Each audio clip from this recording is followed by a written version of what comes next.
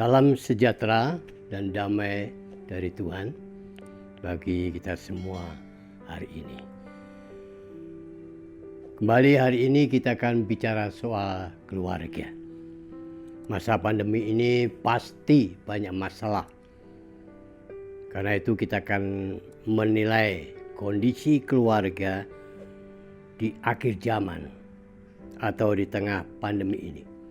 Namun mari kita mohon hikmat Tuhan agar firman hari ini menjadi rema, sehingga dalam kehidupan berkeluarga kita dapat mawas diri, berjaga-jaga. Tuhan memberkatinya. Amin. Bapa yang surga, terpuji namamu. Kembali kami merendahkan diri di hadirat-Mu. Mohon roh hikmat Allah untuk membuka rahasia pengertian firman Allah. Biar firman hari ini menjadi rema, supaya kehidupan kami layak di tengah-tengah keluarga, masyarakat, bangsa, terutama kepada Tuhan. Berfirmanlah Tuhan, kami siap buka hati. Dalam nama Yesus Kristus kami berdoa. Amin. Nah, Bapak Ibu yang dikasihi Tuhan, di tengah-tengah kondisi pandemi ini, kita semua pasti menyayangi keluarga. Karena keluarga ini menentukan untuk kehidupan masa depan, dan terutama di akhir zaman, bahkan lebih fokus lagi adalah di akhir kehidupan segala-galanya. Saya bacakan dalam Perjanjian Lama, Kejadian pasal 6, ayat 5 dan 6 yang mengatakan demikian.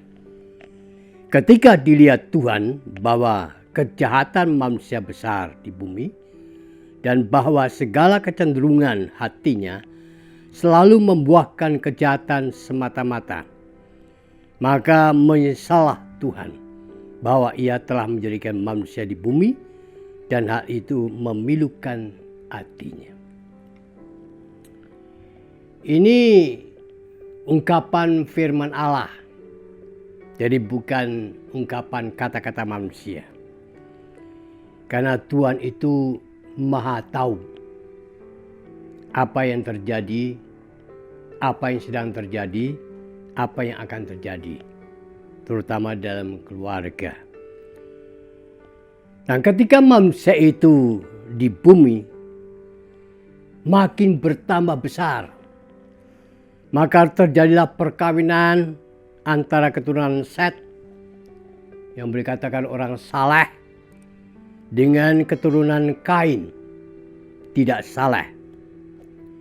Persatuan orang saleh dengan orang yang tidak saleh akan menghasilkan kejahatan. Itu firman. Satu contoh yang besar di zaman Nuh, sifat dosa manusia terang-terangan diwujudkan dalam dua hal. Yang pertama yaitu soal seksual, dan yang kedua adalah kekerasan. Jadi kondisi keluarga saat itu dalam tiga hal yang terjadi, yaitu zaman Nuh. Kebohongan, pertama kebohongan, ketidakjujuran. Kedua, punya istri lebih dari satu. Yang ketiga, kondisinya mengutamakan nafsu dan kenikmatan. Satu pertanyaan, bahkan mungkin bukan reaksi Tuhan saat itu. Apakah akan terulang lagi di akhir zaman ini, di zaman pandemi ini, atau zaman seterusnya? Perhatikan ucapan Yesus dalam Matius 24 ayat 37 sampai 44. Saya tidak akan bacakan, Bapak Ibu dibaca di rumah. Tapi nasihatnya, berjaga-jagalah, yang menunjukkan keadaan siap siaga terus menerus pada masa sekarang. Ini yang perlu kita garis bawahi untuk diingat selalu. Karena keluarga itu adalah hasil dari komitmen pernikahan. Itu namanya keluarga. Ada komitmennya antara calon suami dan calon istri. Sebab itu perlu perhatian bersama. Bukan sepihak, bersama. Untuk menjaga kelestarian hidup berintegritas di hadapan masyarakat, di hadapan keluarga kita sendiri, keluarga besar, dan Tuhan yang telah merestui dalam pernikahan yang lalu. Jadi jelas bahwa keadaan seperti itu di akhir zaman sekarang ini pun akan selalu terjadi. Karena itu Yesus menasihatkan kita, berjaga-jagalah. Selalu menjaga kehidupan berumah tangga yang berkenan. Dan kalau itu menjadi patokan utama, dasar utama dalam kehidupan berumah tangga, kita pasti kita tidak akan terjerumus seperti dalam peristiwa zaman Nuh. Karena itu dengan ayat-ayat ini saya berikan 3 solusi dari firman-Nya untuk kita bisa melestarikan rumah tangga kita yang sudah memberikan komitmen bersama, disaksikan Tuhan, di hadapan Tuhan, waktu dalam pernikahan, supaya rumah tangga kita tetap bahagia, tetap steril, kekudusan Tuhan. Solusi yang pertama, hendaknya selalu menjaga kerukunan di dalam rumah tangga. Mazmur 133 ayat 1 saya bacakan. Mazmur 133 ayat 1 mengatakan, nyanyian ziarah Daud. Sungguh alangkah baiknya dan indahnya apabila saudara-saudara diam bersama dengan rukun. Mazmur ini dia tahu persis rahasia kemenangan dalam berumah tangga.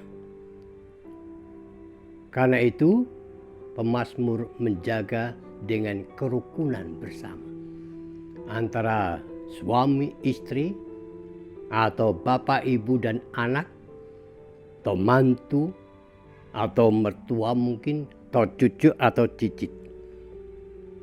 Menjaga kerukunan bersama. Karena dipandang mata Allah itu sangat indah. Itu solusi yang pertama. Solusi yang kedua, kehidupan yang selalu bergaul dengan Tuhan. Jadi tidak hanya cukup bergaul dalam tengah keluarga atau masyarakat juga, tapi bergaul dengan Tuhan itu yang paling utama dan yang pertama.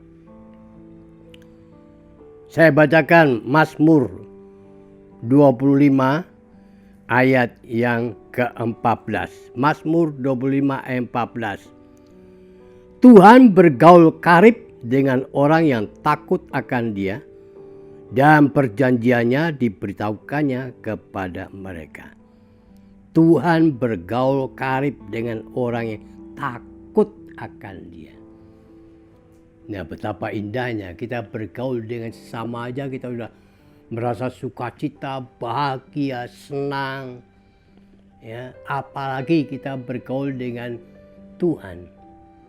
Bergaul dengan sesama aja bisa saling tolong menolong, bantu membantu, saling mengisi kekurangan kelemahannya. Apalagi bergaul dengan Tuhan. Betapa indahnya kalau rumah tangga itu bergaul dengan Tuhan setiap saat. Lewat doa, fajar, menara doa, lewat bertakwa atau ibadah, lewat doa pribadi, membaca Alkitab, dan lain sebagainya. Bergaul dengan Tuhan. Dan yang ketiga, solusinya keluarga dengan komunitas yang benar. Komunitas yang benar. Ini penting sekali.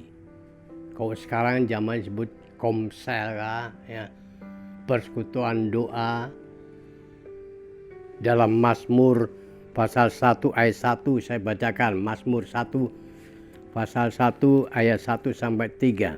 Ya, saya bacakan. Jalan orang benar dan jalan orang fasik. Berbahagialah orang yang tidak berjalan menurut nasihat orang fasik, yang tidak berdiri jalan orang berdosa, dan yang tidak duduk dalam kumpulan pencemooh, tetapi yang kesukaannya ialah Taurat Tuhan, dan yang merenungkan Taurat itu siang dan malam. Ia seperti pohon yang ditanam di tepi aliran air, yang menghasilkan buahnya baik pada musimnya, dan yang tidak layu daunnya. Apa saja yang diperbuatnya berhasil. Bayang, kata-kata apa saja yang dibuat itu berhasil, asal komunitasnya bagus. Ada ayat firman Allah mengatakan keburukan bisa menghancurkan kebaikan. Tetapi hari ini Mazmur mengajarkan kepada kita ini. Kita harus berkomunitas selalu. Dengan sesama, dengan keluarganya sendiri, maupun dengan Tuhan. Komunitas. Karena itu mari kita memahami betapa pentingnya nilai-nilai rumah tangga kita ini. Pegang teguh, pagari, lingkupi dengan keimanan kita, dengan takwa kita, dengan doa kita. Supaya di akhir pandemi ini keluarga tetap kokoh dan diberkati oleh Tuhan. Berbahagialah yang mendengarkan dan yang melakukannya. Amin. Mari kita berdoa. Terima kasih Bapa yang baik. Tuhan sudah membentuk rumah tangga kami. Tuhan sudah mendirikan rumah tangga kami. Bahkan Tuhan telah memelihara rumah tangga kami. Biar kami berjalan seturut kehendak-Mu dan firman-Mu. Di tengah-tengah pandemi ini Tuhan, kami rindu agar rumah tangga kami tetap kokoh. Tetap nama Tuhan dipermuliakan. Dijauhkan kena kehancuran rumah tangga kami di akhir zaman ini. Tapi sebaliknya Tuhan, biar kami menjadi berkat buat orang lain. Rumah tangga kami ingin bahagia, damai dan sejahtera, dan kelimpahan dengan segala berkat-Mu ya Tuhan.